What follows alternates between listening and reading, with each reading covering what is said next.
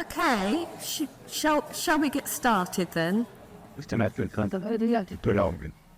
Thank you. Okay, so welcome to this panel that relates to Work Package 7 of the Open Book Futures project. Work Package 7 being concerned with digital archiving and preservation.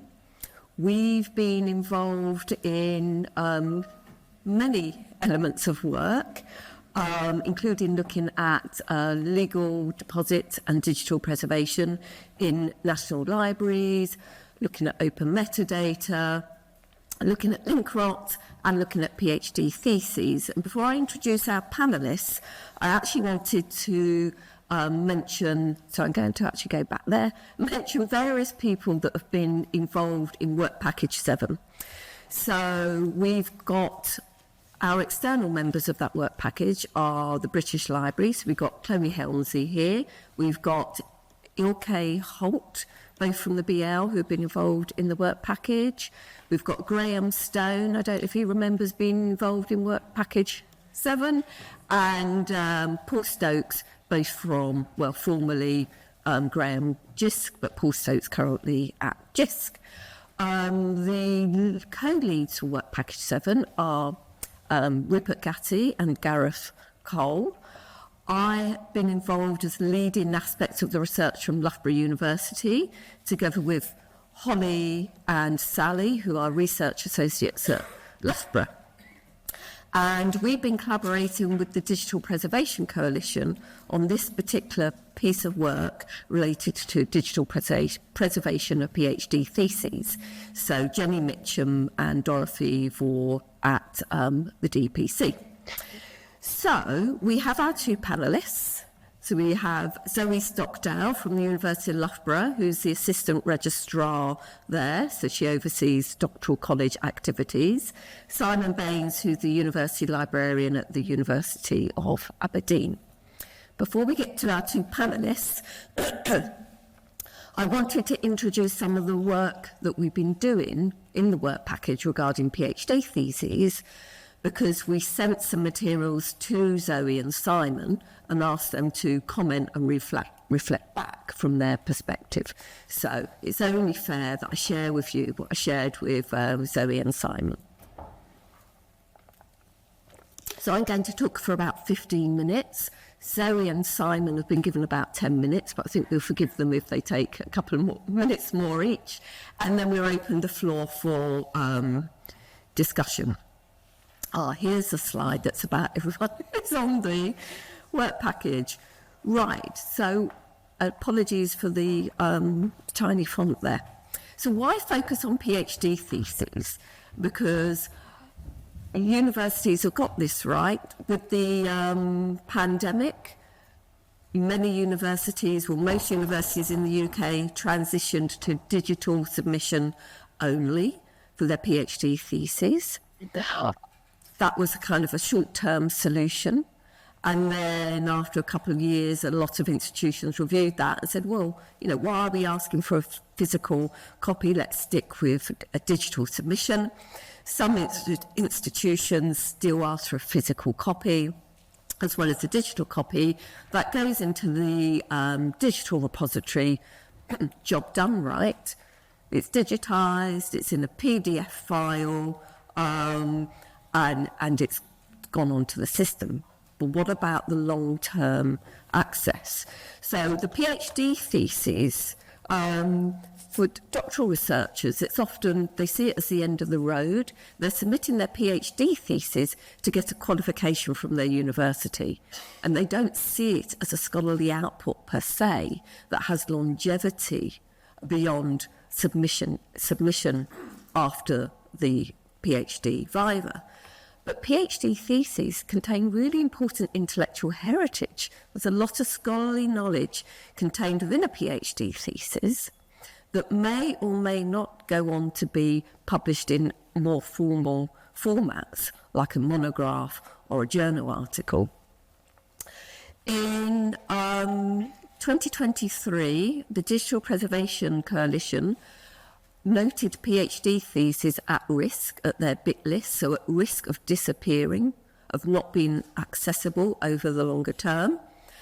And that was reviewed recently, and PhD theses are still sitting there, along other kinds of research outputs, as being at risk.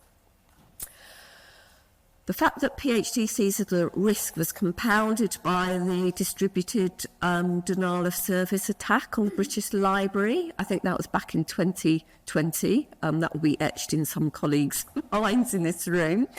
The British Library was managing the ethos service, and before the cyber attack, most universities in the UK saw the ethos system as being the digital preservation, the backup, the discoverability tool for PhD theses.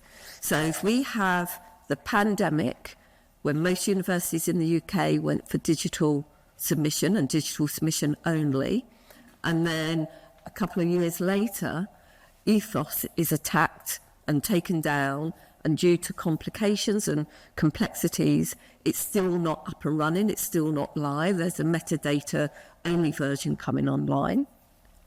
There was a recent article in the Times Higher Education supplement where various stakeholders talked about the issue around ethos being down, but they talked about from the point of view of discoverability, of discovering a PhD thesis is out there and how detrimental this was to the sector, to scholarly comms.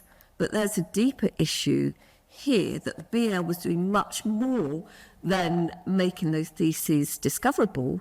They were digitally preserving them for long-term access. And that's what the UK universities were relying on. So it's kind of, the whole situation has created a vacuum really around that sort of long-term preservation of PhD theses. Now, doctoral students are first-time authors. And I was talking to Zoe, and she said their perspective in the doctoral college at Loughborough is they kind of get excited that these are the scholars of the future. A PhD thesis is not the end point, it's a start point. We are arguing, based on the research we've done, that basically doctoral students and their supervisors, but there are issues around engaging supervisors with this, being first-time academic authors creates opportunities for cultural change around thinking about open access of their PhD theses and also thinking about the long-term digital preservation of those PhD theses. And they actually have a lot of agency in that. And we heard yesterday in day one, Yannicka talking about the importance of authors having agency around their dissemination and publication strategies, how, when and where they publish. Yep. So we can do this with doctoral researchers. So that's why we've done a study looking at PhD theses. So we had, back in 2023, Gareth Cole, who's sitting here, and a former research associate on the project, Miranda Barnes, went and spoke to library staff at 5 UK universities to find out their perspective around PhD theses and digital preservation.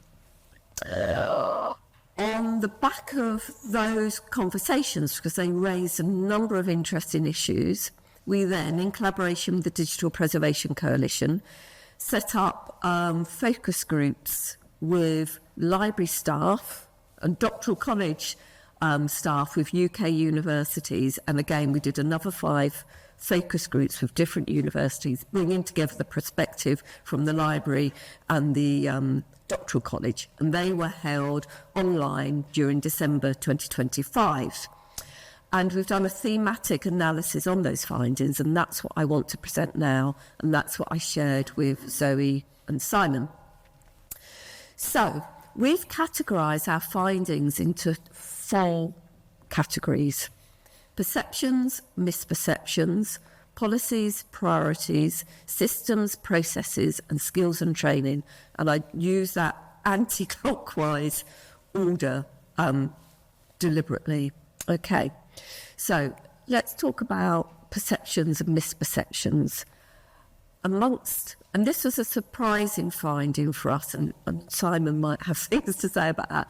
We were surprised the library staff we spoke to seemed to have a lack of understanding about digital preservation, what it is, because there's a difference between archiving and digital preservation, okay? And there's a difference between deep archiving a PhD thesis and preserving it in such a way that there is continued access to a reliable copy of the PhD thesis.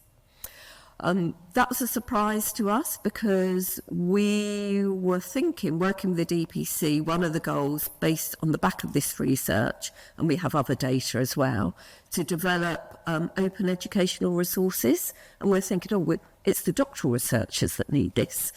But actually we're thinking, maybe library staff need some guidance, or maybe there needs to be a community of practice, because there are university libraries out there who are doing digital preservation of PhD theses and using best practice around that, but they're kind of the minority. We found that the library staff we spoke to had perceptions around what makes a good repository. And for them, a good repository is a repository that takes any file format. So it could be Word, could be LaTeX, could be PDF, and there are multiple versions of PDF. There was no mention of PDFA apart from one institution. So it's like, the phrase, actually, we hear a lot in this word package, talking to whether it's a national library, whether it's institutions, and also some of the third-party digital preservation services we've spoken to over the years since Copim. The phrase we hear so often is, we take what we can get. Yeah, we take what we can get. Ingest, identifying the content, and ingest are really important. Of course, with PhD theses, we don't need to identify the content. So we asked both doctoral college and library staff, well, how are you defining a thesis? So there was a response, well, it's a text file, isn't it? You know, it's whatever file we get deposited. But so there's that intellectual component, but often and increasingly PhD theses have embedded content, might be an MP3, MP4 file, they might link out to third-party content. So what do we do about those URLs? How do we ensure that doctoral researchers know what a good URL is and to future-proof that URL? For creative practice PhD theses, they might have examples of their practice that's on a web page from an exhibition, or they're using some kind of third-party platform. So there are lots of complex issues around how you digitally preserve a PhD that are the same for an OA monograph or an OA journal in a way. The difference being is that PhD theses aren't being routed through, for most universities, not all, aren't being routed through a digital preservation workflow. They seem to somehow be outside of that workflow. Some institutions are still seeing the e-thesis as the backup to the hard copy, and there's lots of concerns around sort of security risks, particularly around, the sort of sharing of data.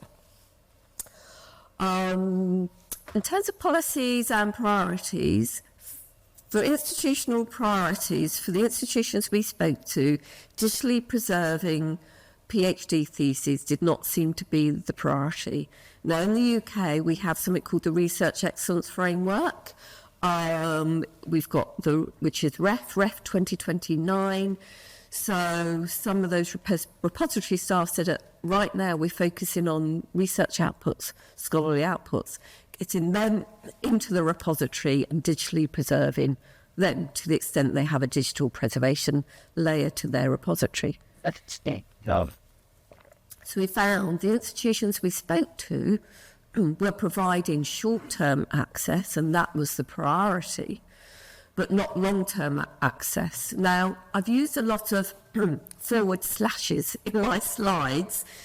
they're deliberate because I wanted to steer clear of versus short-term access versus long-term access, because they're on a continuum, and it's not necessarily that the people we spoke to are consciously making those choices, but the emphasis is on short-term access. There have been sort of debates around, do we still keep a physical submission? There's still a reliance on the physical submission being seen as the backup, because we know how to preserve paper, okay? So it's a safe way. There were lots of issues around embargoes. There's lots of, it links back to misperceptions. Doctoral researchers, and perhaps more to the point, the supervisors of doctoral researchers, have misconceptions about open access in particular, and that influences thinking about long-term access. There's a tendency to err on the safe side and for supervisors to advise doctoral researchers to embargo stuff, just in case there's a risk, there's a sensitivity risk. Now, sometimes it's genuine. If the PhD thesis has been funded as part of a university-industry collaboration, there's intellectual property in that. But there's this kind of like sort of almost excessive use of embargoes. Now, some institutions kind of have an embargo as a default, so that basically it's all embargoed unless a doctoral researcher says, no, I want it open. They're the minority. Many universities have switched now to basically the policy is the e-thesis will be available open access unless a form is completed to say otherwise with a rationale. But there's certainly a hearts and mind piece to be done with doctoral researchers around just open access and open research more broadly. As I said, there was a predominance of PDF files. PDF files, my understanding, I'm not a digital preservation expert, but PDF files come in many forms and varieties, and they're kind of the end game. So once you've got a PDF file, you can't do much to preserve embedded content or do anything about that. So some universities now, the repository will require both PDF file or whatever was submitted for examination, but also the source file format, whether it's Word or LaTeX, so that for those repositories that have a preservation layer to their systems. As I said, it's a focus on and a concern with access, providing access, discoverability. Security risks sort of came out throughout. There are issues around rights, clearance. So one of the things we found is that the library often gets involved at the end of a student's doctoral programme. So when they've had their viva and then they're submitting it. Some libraries have tried to engage doctoral researchers and supervisors much earlier in the process to run sort of workshops around good data management, file formats, URLs. But there's kind of tends to be low take-up where those institutions have run that.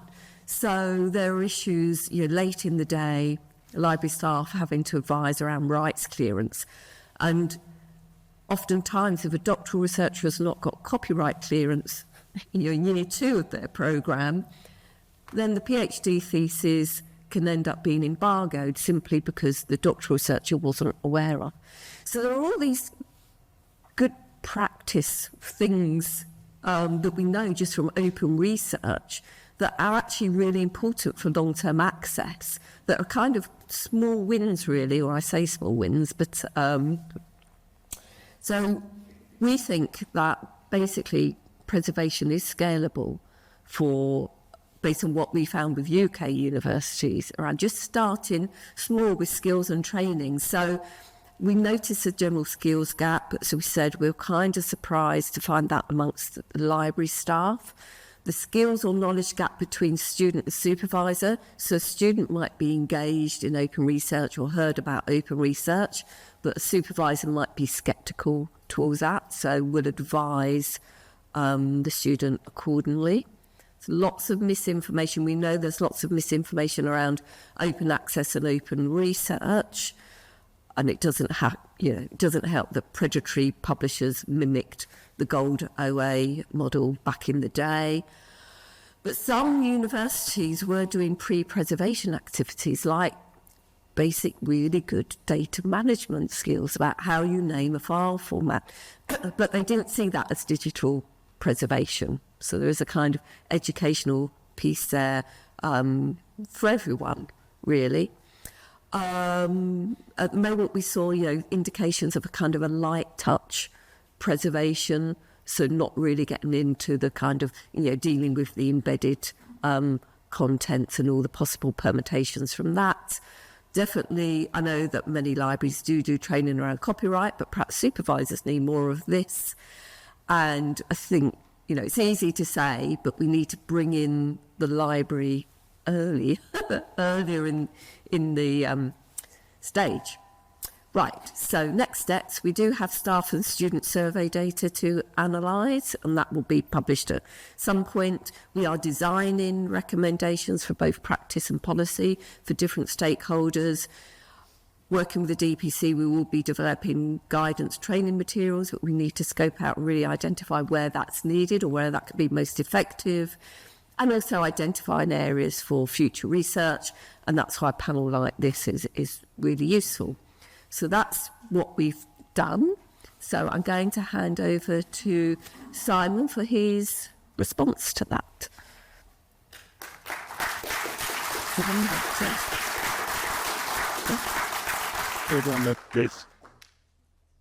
It's brilliant.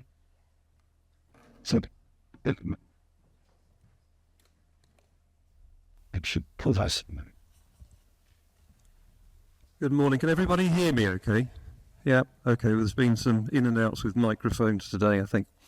Okay, well, first of all, thank you for the opportunity to speak to you. Second of all, what a great conference this is and what a great bunch of delegates you are. And now I've got you on side, I'll do my presentation. So obviously I'm University of Aberdeen. What I'm going to start with is just by saying something I'm always wanting to say in events like this when I get out and about, which is Aberdeen University has existed since 1495. And it was founded with a foundational statement that we would be open to all, dedicated to the pursuit of truth in the service of others. And if that's not a better mission statement for open research, I don't know what is. And it really helps me make the case for open research in my institution. We have a relatively new Vice-Chancellor, and he said something similar very recently. So I'm really pleased about that. It puts us in a really strong space in the open research community in Aberdeen to really feel that we've got credibility and the support of our senior community. That's an aside, to some extent, to what I'm going to be talking about today, which is the archiving and preserving a PhD thesis, which obviously follows on very much from that introductory talk about the project. I was asked to respond to some of the findings, so that's what I'm going to try and do as I walk through what we've done at Aberdeen. So the first thing I just wanted to say was that one of the project identified issues was about how does this align with your institutional priorities, and I think that's something we've done really well at our institution. Like everybody else, and that's what was borne out in the research, was we tilted into e-only because of COVID. We were one of those many institutions that regarded print as the archival copy. We had to stop. What we identified early on was, wouldn't it be great if we didn't have to start again? Because of the issues of space, of cost to student, to staff time, and space to store them. What we were also looking at institutionally, or more widely, was how we manage and preserve our corporate record and how we ensure compliance with the legal requirements that we have, and how we ensure good governance around corporate information. So from a very different perspective, we were starting to think about preservation, retention, disposal, and all of those things. So what that meant was something that had been identified on the university's strategic institutional risk register, the risk around compliance, the risk around loss, was something we could frame a project proposal around digital preservation into. And nothing works better in terms of trying to get projects off the ground than showing your institution that it needs it, and it's already said that it needs it somewhere else. And the same thing is now happening about open research, because that starts to play into the wider research culture conversations and commitments we're starting to see, certainly in the UK. So we had this strategic project, and because it was a strategic project, it was eligible to make a case for strategic capital budget. It got strategic capital budget. We got a chunk of that for a work package around digital preservation. So this was a really good example of embedding what you're trying to do in an institutional priorities and institutional strategic objectives context, and winning the support of very senior people in the institution. I'm not keeping an eye on time at all, by the way, so do wave at me. So, as I said, the focus is on PhD theses. There were a number of reasons, and as I said, and as you heard previously, having to shift to e-only was the catalyst for this, and the costs of doing it that way. And the relative urgency, certainly in my mind, to do something about this, meant I was really keen to prioritise it. I mean, what you heard just there is absolutely right. Theses are a unique and important research collection. You know, if you're not looking after your PhD thesis, who is? So from that perspective, it's really important. From my perspective, good backup wasn't enough. And I go back a fair while in terms of digital preservation. I was involved in the early shift to illegal deposit in the UK, where the national libraries were starting to get the legal right to claim digital content as well as print content. I was at the National Library of Scotland at the time. I got involved in digital preservation thinking back in 2004, and I was a board member, a director on the Digital Preservation Coalition at that point. So I was thinking digital preservation is really important here, and I think I was thinking about that perhaps more strongly than some libraries in other parts of the UK, because it was so much part of what I'd thought about for 2 decades. So I saw a sense of urgency. We should not be doing this. We should not be doing this because we haven't got a digital preservation system. The other thing about PhD thesis is it's very discrete. It's a particular collection. You can really focus on one thing. You're not trying to go out to an academic school and say, let's talk about everything you'd like to preserve, whether it's your committee minutes or whether it's your research data or whether it's something else. It was quite a discrete collection, and it was one the library already had the stewardship over. So it felt like an achievable place to start. And I think one of the other things coming out of the project findings was, starting small, starting in a way that you can do, and you're not being over ambitious. So that it felt like a way to tackle that as well. I was asked to respond to that finding that librarians maybe don't know enough about this. So I've just said, hopefully I do, or I know a fair amount about it, although once it's 20 years old, you begin to wonder whether you're current with the thinking. But generally speaking, I think that's true. We know enough about it. We know enough about it at Aberdeen that a number of us were concerned about this. When I arrived at Aberdeen in 2019, one of the first things my systems manager said to me was, can you join us in trying to get this university to care about digital preservation? So we had people who understood it to that level. What we didn't have was the deep understanding. I could talk with a degree of credibility about the Open Archival Information System reference model, but most of my colleagues did not know what I meant when I said that. So we admitted we had a degree of learning to do here. So one of the things the Digital Preservation Coalition has done is build a tool called the Rapid Assessment Model, which allows you to work through, in a number of stages, understanding your organisational and technical capability. So that's about levels of understanding, levels of skills, infrastructure, all of those things, strategic objectives, policies, how mature are they. It works you through that. So that was a great tool to use. As an institution, we weren't sure how to use it, or even that was the right thing to do. And so that's when we engaged the brilliant Paul Stokes of JISC, who may be in the audience today, and that may be why I said that, but genuinely speaking, shout out to Paul, halfway up there. Paul was the consultant at JISC who led us through this process. And this was quite an investment of time. And goodness me, Paul, I think it goes back about 3 years now that we did this. I mean, we spent a lot of time investing in understanding what we wanted before jumping out and saying, let's buy a thing. And that really helped us do that. The links there are to more information about what JISC provide in terms of digital preservation consultancy, and also a member story, which is us talking about what we did at Aberdeen with JISC. So we did eventually get to the point of infrastructure. We got to the point of saying, we're ready to go to procurement. We're ready to say, here are our functional requirements. Who can meet them? And the other thing that JISC do, and they were putting this in place as we were working with Paul, and Paul, we might have been the first organisation to go through this, perhaps with you. So the JISC now offer a dynamic purchasing system for digital preservation systems, and what that means is if you work with them through the DPS, it accelerates your procurement, because JISC have done most of the testing with organisations to see whether they meet the functional requirements JISC would expect of a fit-for-purpose digital preservation platform, and we don't need to do that. We think about the organisational specific requirements, but JISC have done a lot of the spade work, which means there's far less work to do for us as an institution, and it happens way quicker, and they have a list of approved suppliers already gone through this process, so you're not going to market for everybody, you're not getting all the responses from storage suppliers who don't really understand what it is you want and give you the wrong thing. You're getting people who've gone through that process and comply with the standards they need to comply with. So it really accelerated it. It was really useful for us. As a result of that, we appointed a company called LibNova. LibNova are not sitting in the audience here, but I think they may be sitting in the audience online. So obviously I want to say LibNova are brilliant as well, but it's true. We've worked with LibNova on their tool called LibSafe, cloud-based digital preservation platform. It's obviously compliant. It says they're OAIS aligned. That's the sort of core digital preservation standard.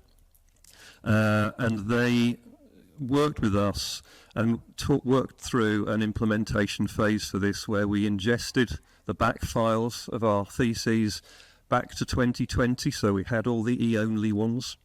That's been the first phase. And as it happens, and this conference couldn't be timed better, we went into production from implementation last week. So we are now there, we've ingested those files, we have a service which will take theses on an ongoing basis in this way. I'm going to the PGR College Committee next month to ask them to approve a permanent policy on e-only. So it's all coming together just at the right point. So thank you for arranging the conference now, that's been great. And yes, just to say, LibNova did a great job of taking us through that. We had a really good project partner there, and they worked us through this. And we did have a lot to learn at Aberdeen, so it worked really well in that context. So what we've done, and I think that point about starting small is important. So I think these are great numbers actually, but I think if you think about this in the context of what some of the big heritage organisations have done with digital preservation, this is relatively small. But we have identified, and this is really difficult at the moment in libraries, staff capacity to focus on this. Paul came to a project board for our strategic project and said, you need to allocate 0.5 FTE to this. You won't be able to sustain this if you don't. So we did. And that was not easy, but we have half a person devoted to this, plus the systems team who support it. We've ingested 5,030 files, 42 file types, and if anybody asks me to list them, I'll say no, but I'll get back to you. But mainly, going back to that point about PDFs, I was trying to be pragmatic. I said if we could at least preserve the PDF final theses, most of them are PDF, then we'll start to worry about all the associated data that comes with them, because that's more difficult. We've done some of that. There's more to do. Relatively small amount of storage at the moment, but also a lot of work done on how we had that question earlier about integrating things with Alma. It was difficult to work through exactly how we would do this, but we have now got a workflow to harvest metadata from our Alma library management system to LibSafe. And now, as I said, we're changing all the guidance, and what we're doing here, this is another point, I suppose, about connecting more widely. We're working very closely with the PGR College and Registry on the end-to-end workflow and guidance and policies for PGR students, so everything to do with their theses.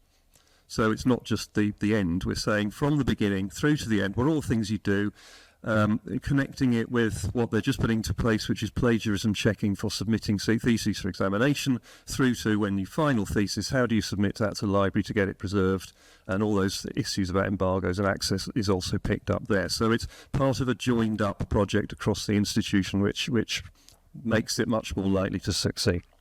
How am I doing for time? Just 2 more kids. This is my last slide. How good was that? You know, no rehearsal. So my list has slightly gone skewy here, but there are 8 things I might have said to people who were doing the research on this work package if they'd come to Aberdeen and said, we'd like to use you as a case study. The things I would say, and the first thing I'd say, because I don't think this comes out strongly enough in the research, is money.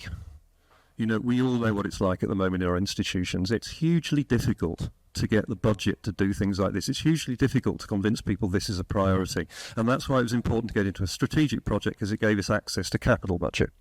Capital budget is fixed term. It's not sustainable. You then need revenue budget. We're still working through that. We need to be able to sustain this long term. We need to sustain the staffing. We need to sustain the systems costs. So revenue budget challenges are really important. Don't ever get into a big project thinking, I'm not quite sure how sustainability is going to work. It's especially right now. It's really going to run into the buffers after the completion of the project. Strategic connection, getting the senior approval. So senior management team, our top level team at the university, one of their subcommittees approved the budget and approved the project. Governance is really important, so getting the key stakeholders involved. I've been going through a subcommittee at the top level at the institution, the PGR subcommittee, which is a subcommittee both of the University Education Committee and Research Committee. So I'm getting that governance support and understanding. Project management is really, really important as well. We have this as a strategic project. We use a university-approved project management strategy. We have some dedicated project management resource, and that I don't think we'd have succeeded without that, actually. The sustainability piece I've talked about, we have identified a small amount of staffing to dedicate to the service. Picking up that expertise point again, we had one person, maybe 2 people, me and one other person who actually had done thinking about digital preservation. That other person is leaving soon, so that single point of failure thing, you know, getting the training, getting the understanding, bringing the experts in. So this is why it's really useful to work with JISC. What I really need to think about now is the staff development required for the team at Aberdeen, and training is something else which is not, you can't capitalise it, you need revenue budget for it, it's another cost issue. And as I say, all of that wrapped up in the constraints that we're all facing at the moment. I was astonished actually to get this project approved, given where the university was 3 years ago on savings targets. But on a positive note, it's fun. This is really good, interesting, fascinating stuff. And when you've got staff feeling beaten by the cuts, feeling beaten by the stress of keeping the day job running, feeling everything is really difficult at the moment, giving them a project like this, you could see the spring in this step. You know, people were finding this really useful. One of the benefits I defined in this project was staff motivation, staff morale, staff wanting to stay here because they're doing interesting things. So I'm going to finish on a high note, and hopefully I have not gone too far over time. Thank you very much.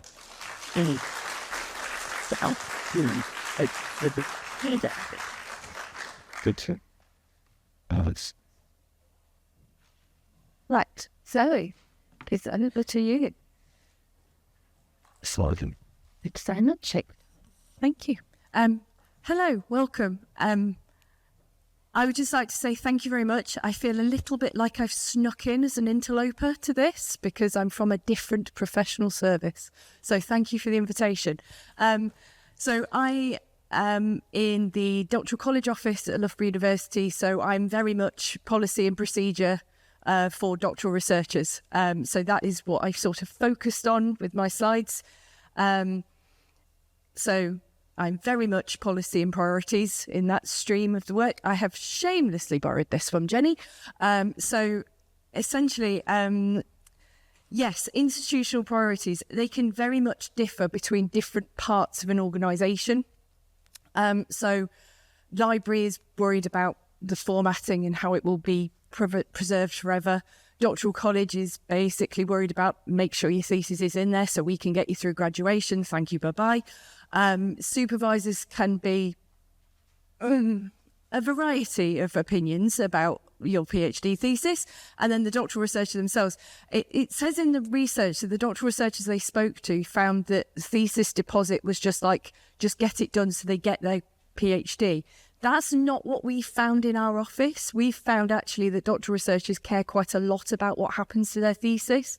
They see it as sort of the start of their academic career, and so they want to know quite a lot about where it's going to go. Physical submission versus digital submission, we've kind of covered that. Loughborough was, again, a COVID person that moved to digital submission. I wasn't actually at Loughborough at that point. I was at Oxford, and Oxford was very much, oh no, we have to go digital. Oh no. But they did it. They got over it. They were okay. One thing I would say about that is I was speaking to someone before we entered the room about the fact that the actual submission is digital, but the forms around the submission can still be very signature-based, very word-based. We at Loughborough have just in the last 12 months moved to a digital, essentially, access form where the supervisors approve it electronically. And that has kind of revolutionised people's thoughts. Like, oh, we don't have to submit the thesis access form on a Word document. No, you can do it digitally. So that's just something, an aside. Submission requirements, I mean, they vary so much between just institutions and sometimes even within schools. Like, it comes into the embargoes and the access point of, we have a lot of commercial partners at Loughborough.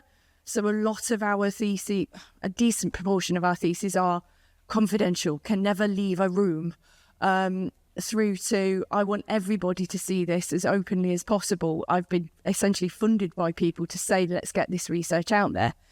But the two main things I would like to focus on are sort of early awareness of thesis deposit. We've touched on it. The fact that this is very much an endpoint thing, thesis deposit, and actually I think it goes to a wider discussion about research culture. It goes beyond policy. And whose responsibility is it for the PhD thesis to be submitted in the right way? So, early awareness, policy or culture. It is relatively easy in institutions to develop and create a policy. I could probably do it fairly quickly. It might take a bit longer to get approved through the various committee structures, but it could actually get approved relatively quickly. But does it actually change actions? So my argument is that this is actually an opportunity to change the culture around PhD thesis deposit, tie it into supervisor development programs, because I think supervisors are key in this. It's not just about the doctoral researchers and end output. It's actually about developing them as doctoral researchers. As a supervisor, that is your key role. You are there to develop the next researchers. You're not there just to get papers out of them. Anyway, so Loughborough, we have a really good opportunity at the moment in that we are redeveloping our supervisor development programme. Parts of it are going to be mandatory, and I'm going to push very hard that things to do with open research and open access and thesis deposit are part of the mandatory section of that, because it is never the supervisors who volunteer themselves for the supervisor development programme who need the supervisor development programme. I'm saying this in a safe space. In addition, doctoral researcher training, I think, again, it comes to, Holly mentioned it in her blog about the work package, that she didn't know about thesis deposit until the very end. And actually, with the alternative thesis formats that are coming out and the different research formats that are coming, it would have been really beneficial to have known that much earlier.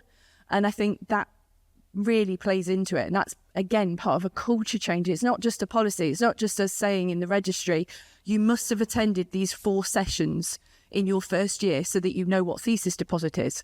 It's bigger than that. It can be an opportunity to teach, again, the researchers of the future how to use these things. And then it also plays into research culture of an institution. So again, an advantage we have at Loughborough is that we are developing a researcher academy. We've just had a very nice donation that is being used to develop a researcher academy, and the head of that research academy is very clear that the researcher academy is not just people postdoc, it is pre-doc, it's technicians, it's everybody who is involved in research at an institution. So it includes the relevant professional services. So there's this whole holistic idea about what a researcher is, and then what research is, and how we actually make sure it's open for as many people as possible. So responsibilities. So there's a very clear difference between your pre-viva and your post-viva thesis copy. And in the doctoral college, I will be very honest, we really care about the pre-viva copy. And as long as the post-viva copy goes into that repository, great, you graduate, fantastic, bye-bye. We don't really care about the final thesis copy in the doctoral college, which I realise is not a good thing to be. There is misinformation, a lack of understanding about who is responsible for that deposit. I think that can be clearer, and that is more of a policy than a culture change. But then who is responsible for knowing how, where a thesis should be deposited, what should be included? Obviously, the doctoral researcher, it is their research, it is their thesis. Supervisor really should be, but there's a spectrum. Library, obviously, they are the experts, but they're not necessarily experts in thesis deposit. They are the experts in archiving, they're the experts in a repository, but they're not necessarily going to be the experts on that person's specific research thesis. And I don't think we should expect them to be. And essentially, everybody has a slice of this. Everyone really needs to be responsible for some aspects of it.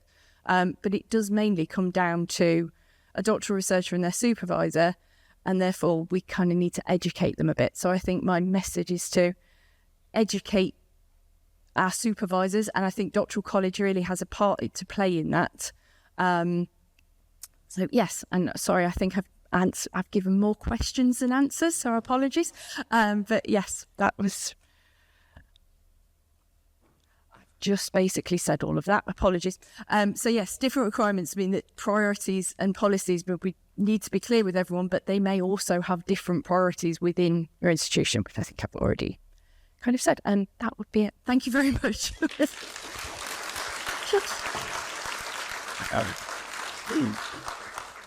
Oh, I'm guessing bringing that back. Sorry. I think I'll just take that. Right. So we're okay. Are there questions in the room?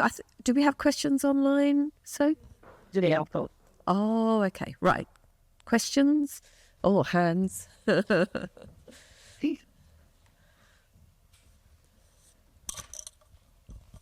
Job. Bill Stokes from GISC. First of all, thank you, Simon. The Creative Champagne is on its way. I've got a bit of a rant, discourse, then a few questions. I'm going to compress them all very quickly because I know we're short on time. I'm not surprised there's a lack of understanding. You mentioned, Jenny. There's a language barrier, and that's where someone like me comes in to try and translate from library speak to researcher speak to digital preservation speak.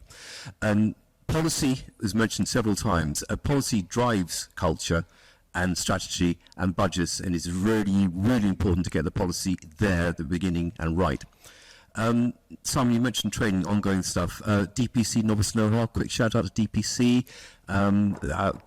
It's excellent to get your staff up and running on and so on. But now to the question bit.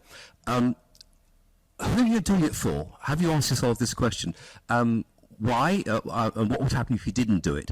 And also related to that, do you find it difficult to advocate for end users who may not even be born yet? I have other questions, but I'll leave that for now. Just repeat that last question, Paul. Do you find it difficult to advocate for end users who may not even be born yet? Gosh. I'll try and answer that, and then I'll tell you that I've forgotten the first part of your question. I don't think I'm finding that a problem. I think what the challenge was to convince the right administrators and senior academics to think about this in the first place. So I think the first time I brought this to our PGR College Committee, there were a fair amount of blank looks. And then gosh, yes, that sounds important kind of reaction. And I think what I got was an element of trust, I think. Okay, we understand now there's an issue here, and we're happy to let you try and fix it. What I'm not getting is any pushback about print's still important. And what I've tried to say is that what I'm doing here is saying we've been around since 1495, and for around another 500 years, I want the digital copies to be accessible. Of course, one of the big things about digital preservation is it's also about access. What you're talking about is access. Is the person who hasn't been born yet going to be able to access that thesis without going to the library and saying, where's the print copy? And that's what I was saying to them this was about. You know, and I think when you find a way to portray it in the way your audience understands, I think I didn't start saying, here's the conceptual open archival information system reference model. You know, I said, if you want people to get access to that research in 100 years' time, this is why we're doing this. And if they were to push back and say the print copy is really important, I'd have said, well, do you know when the last time we had a leak in the library basement was? Actually, it wasn't that long ago. You know, there are risks there as well, you know. So I don't think I did have a problem with that. I think part of this, we talked about policy, the importance of policy and governance, but I think there's a real hugely important part of this is soft networking and trust. You know, so elbowing my way onto the right committees, getting to know those people 2 or 3 years before I brought this up, and then having the response, so, well, Simon, yes, I think we know he knows what he's talking about. You know, there was the trust and respect to get that buy-in, and a lot of that's the soft networking rather than the policy piece, although that is also important. And I've forgotten what the first question was. Like I said, I would. I've probably forgotten as well. I'm going to jump in a couple of questions before I get back to Alicia. For both of you, trying to get these things over the line, what was your key, or what is your key pain point, and what's the key learning that, if there was one thing that everyone here could take away from your presentations, what's the one thing you want them to take away? Good. I think the pain point is the sort of soft networking, getting things through various different organisations, parts of the university. We have a doctoral college subcommittee. The academics on that subcommittee have thoughts on everything, and actually schmoozing them and saying that this is important, we need to make sure this actually happens, is probably the pain point. And I think the thing I will take away from this is that we actually need to be talking to each other a lot more in terms of this is important, and we actually need to make sure that all the necessary groups know that it's important. So we need to let supervisors know that this is important, let doctoral researchers know this is important. This isn't just a last thing you do before you leave with your PhD. It's more important than that. So, yeah. Sustainability, and thirdly, sustainability. That is what I'd say I've learned from this project more than anything else. And I'm really going into any other future projects now thinking about this more. Be really, really clear how you think you're going to run this once the project's over. There'll be nothing more ironic than a digital preservation project failing to preserve its service. And that is where I think we risked going, because in 2020, whenever it was, 2021 or 2, when we got this approved, the university financial world hadn't collapsed at that point. We thought we'd have a dedicated member of staff. We thought we'd be scaling up and doing all sorts of other things. There's now a strategic risk on that strategic project risk register about the danger of not being sustainable, and what I'm now saying is I am not prepared to go further than the thesis service we've set up. I'm not committing to anything more than that at the moment, because I don't know how we will sustain this, and there's too big a risk that the university will turn around next year and say, and now we need another 10% cut.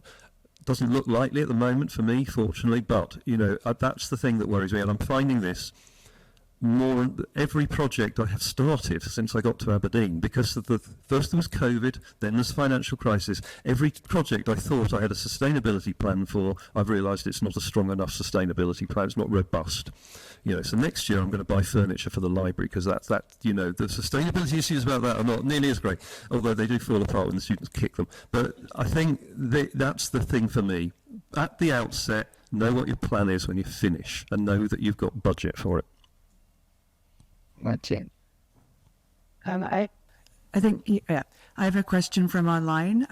Do you see a promising connection between accessibility and preservation? It seems to me that we could connect good accessibility practices and good preservation practices more clearly when working with PhD students. I missed the beginning part of that question. Just Do you see a promising connection between accessibility and preservation? yeah. Okay. So thanks for that question. Yes, absolutely. I think that's kind of implicit in my findings. I certainly see the potential there, and I think because we're coming at this from researchers, we're not practitioners embedded in the day-to-day, we can see the higher level patterns. So I absolutely see the potential for that, and I think that's the goal we should be aiming for. Yeah, thank you. Do we have time for one more question? We've got Alicia. So that was a perfect preceding question, actually. I love this life cycle approach you've taken in the panel today, from the creation to the preservation of the theses. And I'm also now wondering if we can think about what happens for the early career researcher after they deposit their thesis or dissertation and they want to go on to publish their first open monograph. There are formats, the EPUB format in particular, holds promise, and the question is whether that's being considered for e-theses and dissertations.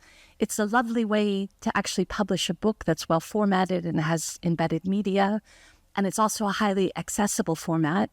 And there is just about to be launched a new international preservation standard for the EPUB format as well.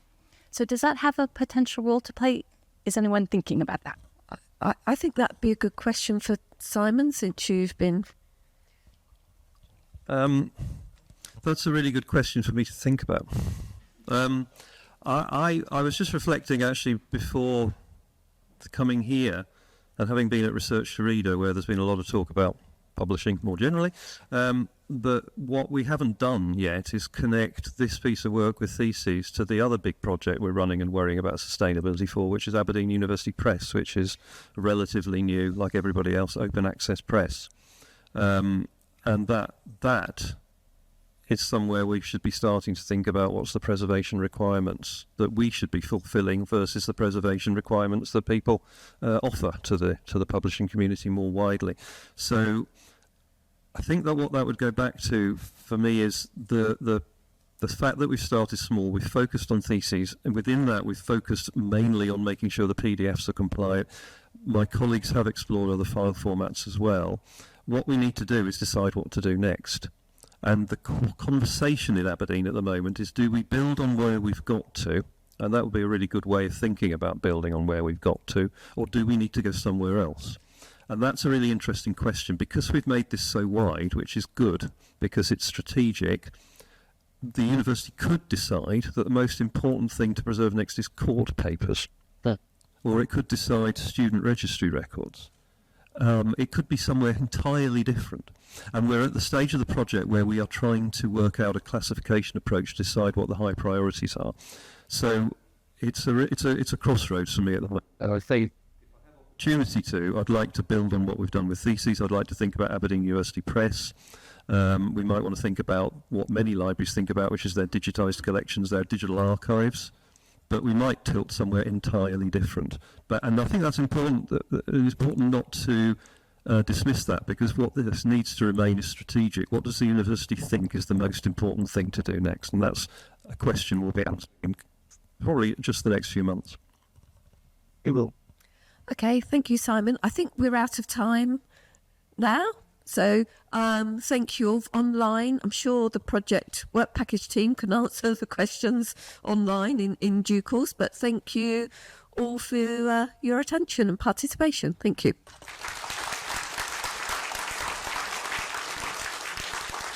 Exactly.